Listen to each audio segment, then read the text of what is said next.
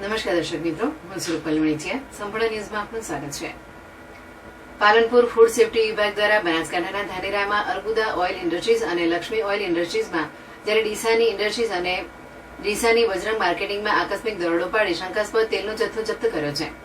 Food safety વિભાગની ટીમે જણાવ્યું હતું કે ત્રણેય પેઢીમાં મળીને કુલ ₹6,55,120ની કિંમતનો કુલ 3,639 લીટર શંકાસ્પદ ખાદ્યતેલનો જથ્થો જપ્ત કરાયો છે.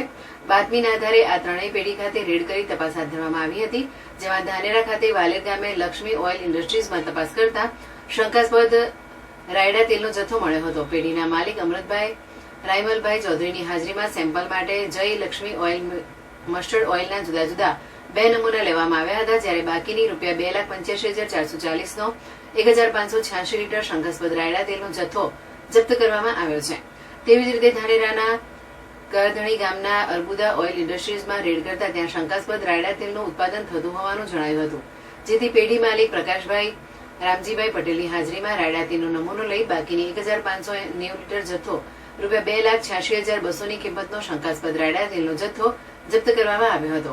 આ ઉપરાંત ડીસા જીઆઈડીસીમાં બજરંગ માર્કેટિંગ પેઢીમાં રેડ કરતા પેઢીના માલિક શાંતિભાઈ રાજગોર દ્વારા ડબ્બામાં રાઈસ બ્રાન્ડ તેલ ઓઇલ ભરી લેબલ પર રાયડા તેલ તરીકે દર્શાવી વેચાણ કરવામાં આવતું હતું, જેથી Krishna brand rice brand oil તેલનો નમૂનો લઈ બાકીનો 463 કિલોગ્રામ ₹84,440નો શંકાસ્પદ કૃષ્ણા રાઈસ બ્રાન્ડ ઓઇલનો જથ્થો જપ્ત કરવામાં આવ્યો છે.